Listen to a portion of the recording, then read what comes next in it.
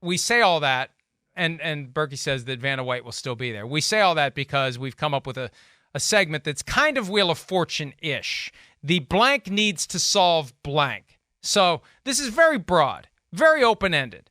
Pick a team, pick anything. Anything that needs to be solved in the NFL, the blank needs to solve blank. Really not. This is more match game than Wheel of Fortune. but still, we're going to go with it. Chris, the blank need to solve blank. The NFL needs to solve the artificial turf problem in the NFL. All right? Well done. That's my first one.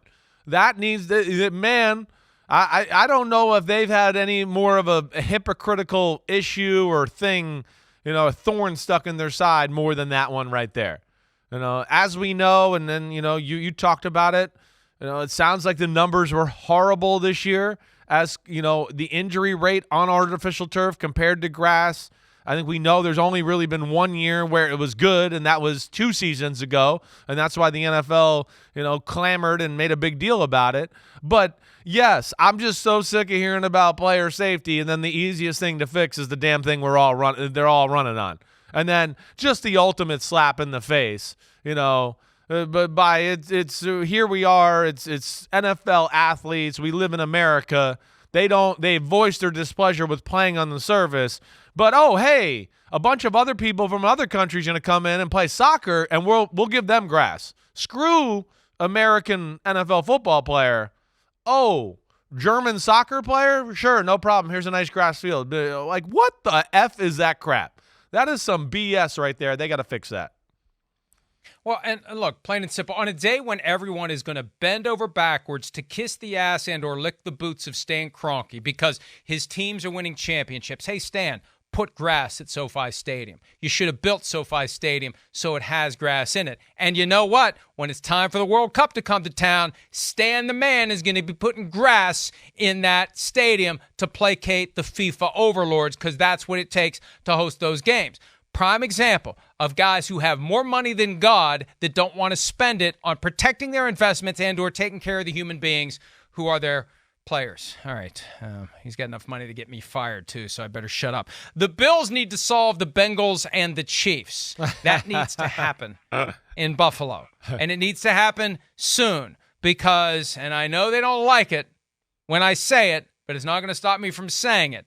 At some point, ownership is going to say, if we can't get to the Super Bowl with Josh Allen as our quarterback, with the current structure that we have in coaching and front office, we need to make some changes. Just like the Broncos did when John Elway said to John Fox, see you later, we're not getting it done. And he gets Gary Kubiak and he wins a Super Bowl in the first year with Kubiak as the head coach and Peyton Manning as still the quarterback. So the Bills need to solve the Bengals and the Chiefs, not one or the other. They need to solve both to be the team that they're trying to be. No, the pressure's on. There's no doubt. I hear you. We all know it. They're a good football team. They got a quarterback that's great.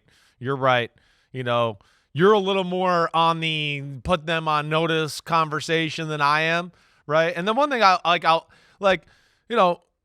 me, McDermott and what he's done, especially being a defensive coach, that defense has exceeded the talent it has on the field in a lot of ways. Where, like, your example of, like, John Fox, where what I think the issue there was, hey, they had superstars all over that defense, and John Fox and Jack Del Rio were coaching it, and they weren't that great. And then Wade Phillips came over, and in 1 year, they were like, oh, whoa, this is the greatest defense in the NFL. Boom, right? Just like that. I don't know. It's a tough situation. So it's a front office issue. The pressure's it's a front on. office The pressure's issue, on, then. no doubt. In Buffalo, it's one or the other. Either they got the players and they're not coaching them up to the level that they need to be, or they don't have the players around Josh Allen. It's one or the other. Or maybe it's both. I don't know. But you're right. In Denver, it was we got all these superstars and we're not getting it done, so we need a different coach. Right. But my point is, when you have I know. Josh Allen and you're watching Joe Burrow go to the Super Bowl, Patrick Mahomes go to the Super Bowl 3 times, and you're still waiting, and you're still watching, and you can't even get back to the AFC Championship, that's an issue. That's a problem. All right, what else do you have? All right, well, I think the next one, you just talked about one of these teams, but I'm going to go there. The Bengals need to solve the Joe Burrow contract problem. And not a problem, or just solve the Joe Burrow contract, I should say.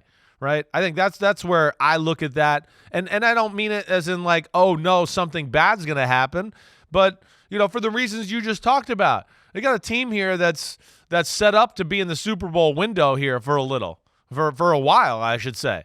And if Joe Burrow's contract gets done and gets done the right way, it's the other pieces that fall into place that I think is the most important thing to me here. Yeah, you want to make Burrow happy, but we know I think his contract is affecting T. Higgins. And then, of course, it's going to affect Jamar Chase, who I expect as soon as the year's over to ask for a new contract as well. He should. So that's when I look at, to be a pretty big deal and maybe the next big contract that's on the horizon, either him or Justin Herbert and the Chargers. I'm going to focus on something longer term than just the next contract, and it's something we've talked about in the past. The Cowboys need to solve their long-term relationship with Dak Prescott because their failure to pay him when the window opened after his third season, and then they get into the franchise tag dance, and entering the second year of Dak Prescott under the franchise tag, he had them over a barrel. He got a 4-year, $160 million contract, which has some huge cap numbers coming up. They have to ask themselves, do we continue to stay on this ride where we're going to have to pay this guy at or close to market value over and over again, or do we get off? Do we stop the ride and try to find a different quarterback? Where do you have him this year? Where do you land in your rankings? He's not top 10. 13. No, right? 13, I believe was my number. Yep, right. Yep. He's sinking, not necessarily because his skills have diminished, because there's so many other great quarterbacks out there who are better than he is. But he's finagled away, and I don't criticize the ability of a guy to get highly compensated. But at some point, if you're going to be market value franchise quarterback, you got to have franchise quarterback achievement. And at some point, what the Cowboys need to ask is, where are we going to be here? Do we have a hard limit on what we're willing to pay him, and we're not going to pay a penny more? And if so, we're going to find somebody else? Or do we just decide we need to find and start grooming somebody else? But they just need to solve the long-term relationship. It just feels like it's reaching kind of this hard-to-sustain status where he's got them over a barrel again. Yeah. And they're trying to downplay it. Well, right. Hey, if you don't take care of the contract now, he's got even more power next year because his salary cap number is going to be kissing $60 million next year. No, it's definitely one of those that's not going noticed, right? It seems like the Cowboys want more out of him. He's really good. The market's going up like you're talking about. But is he going to ask for the type of money that's, top 2, 3, 4 quarterback type money, which I think we all know right now he's not that. He's not. So, there's definitely, something brewing on the horizon there as far as Dak Prescott. Hey, I have a hard time going back to when we talked about his ranking, like the social media team throwing him under the bus, right? I have a hard time that happens without ownership kind of like okaying it to a degree or some sort of nature there. But I think it does speak a little bit to, they want their guy that's making $45 million a year not to play like he has in their last 2 playoff appearances. And I think that's fair. I get it.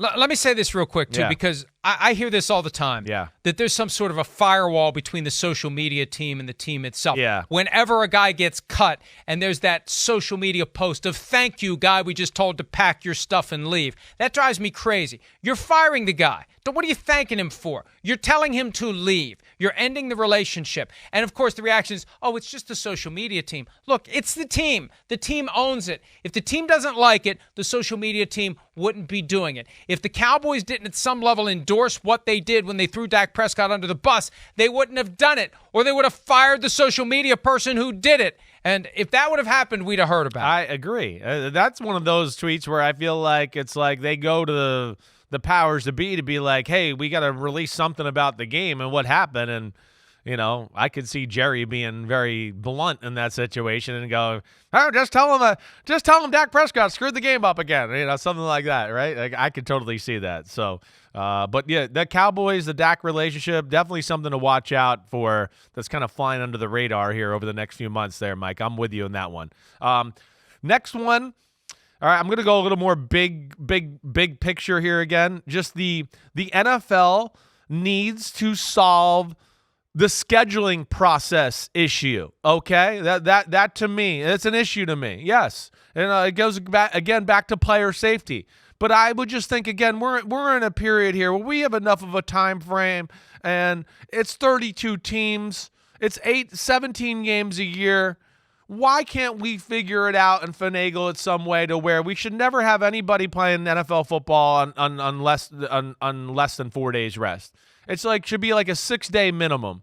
You know, it's easy for all these schedule makers and all that to say all that when you haven't played football. But damn, man, I think their thoughts would be a little different if they had to play middle linebacker for the Chicago Bears on a 25-degree day and tackle, Adrian Peterson 45 times during a game and see how they feel on, Thursday morning when they got to wake up for a game then. That to me is, again, we talk about player safety and all these things, and it's just BS, BS, BS, BS.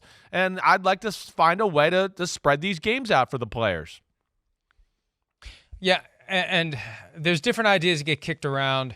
But when the NFL's frontline position is the injury rates are no different for games played on normal rest versus games played between Sunday to Thursday, how do you ever convince them that they need to do anything? Once you come to that conclusion as the league and you're willing to present it to others with a straight face, you can do it as often as you want. That's why there's going to be teams with 2 Sunday, Thursday games. Hell, you could have 10 of them if you wanted to because the injury rate's no different between playing on Sunday and playing on Thursday. And then when you have, and I love the Kelsey brothers, but they're waving these pom-poms, and I think Jason Kelsey said something outlandish that anybody who says they don't like playing on Thursday night is just looking for attention. I mean, there are plenty of guys who genuinely hate having to play between Sunday and Thursday, and we know as fans the quality of the games isn't it's not good. The same, so, right? So, okay, one more real quick. And what was I going to say here? Oh, I'll stick with something more granular and simple so we can get to break.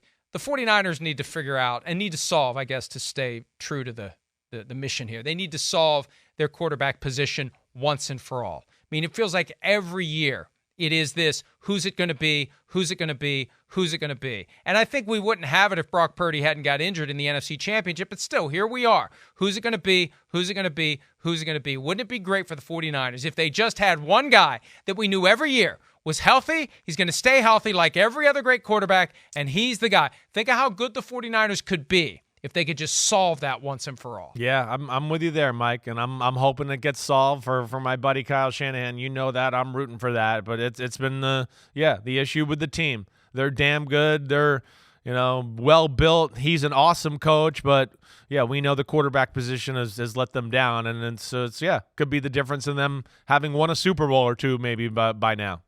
Hi, it's Mike Florio. Thanks for watching PFT on YouTube. Hit subscribe for the latest news and analysis from Pro Football Talk.